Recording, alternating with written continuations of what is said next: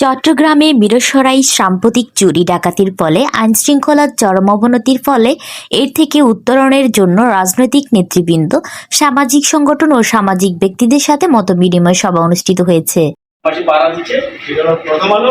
রাত নামলেই ডাকাত আতঙ্ক, রাত জেগে পাড়া শুটিং ইত্যাদি বিরোধ করো মিরসরাই জগবন্ধে ডাকাতি আতঙ্ক, রাত পাহারা। এরপরে থেকে মিরসরাই এক সপ্তাহের ব্যবধান আরো ডাকাতি, এরপরে মিরসরাই গণ ডাকাতি। এইসব হলো নিত্যদিনের হেডলাইন।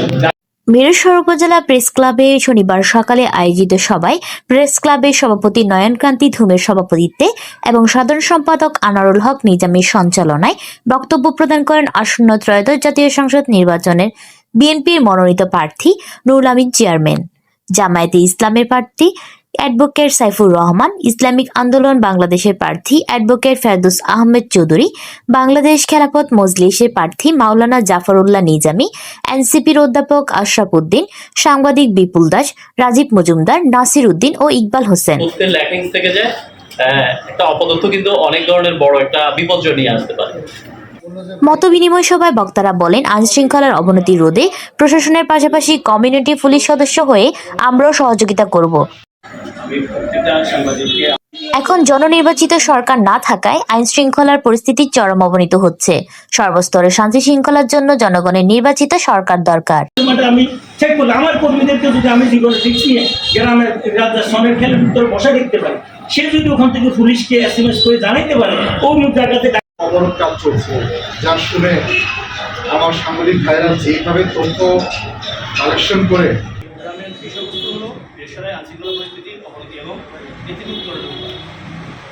একটা বিরূপ প্রভাব পড়বে। আরেকটা বিষয় হচ্ছে, যেহেতু এটা সীমান্তবর্তী এলাকা, পাশাপাশি একটা চিকেন নেক এবং দেশের জন্য খুবই গুরুত্বপূর্ণ এলাকা, এখানে কোনো স্যাবোটেজ হচ্ছে কিনা, এই অঞ্চলকে ঘিরে কোনো স্যাবোটেজ হচ্ছে কিনা এটাও আমাদের দেখতে হবে। পাশাপাশি আমরা চুরি ডাকাতের বিভিন্ন বিষয়ে আমরা বিভিন্ন জনের সাথে কথা বলছি। মিরসরাই থানাতে বিগত বেশ কিছু বার ধরে প্রায় 13টির মতো ডাকাতি ঘটনা, 50 মতো চুরি, অনেকগুলো চুরির ঘটনা কিন্তু গণমাধ্যমে আসছে না, সেগুলো কিন্তু ভুক্তভোগী ফ্যামিলি বা বিভিন্ন এলাকায় রিচ করতে পারছে না, ওই চুরি ঘটনাগুলো কিন্তু আসছে না। তো সামগ্রিকভাবে আইন শৃঙ্খলা পরিস্থিতি খুবই অবনতি হয়েছে। এই ধরনের এলিগেশন কারো বিরুদ্ধে যদি থাকে, দয়া করে তারা যদি আপনাদের দলের শেল্টার নিতে আসে, তাদেরকে 100 না 1000 হাত দূরে রাখবেন। তাদের বিরুদ্ধে যথাযথ আইনগত ব্যবস্থা নেওয়ার জন্য আপনাদের পক্ষ থেকে যতটুকু করার দরকার ততটুকু করবেন বলে আমি আশাবাদ ব্যক্ত করি। যিনি মনোনীত প্রার্থী আগামী জাতীয় সংসদ নির্বাচনের আমাদের নুরুল আমিন চেয়ারম্যান ভাই, আমাদের জামাত ইসলামের মনোনীত প্রার্থী আমাদের অ্যাডভোকেট সাইফুর রহমান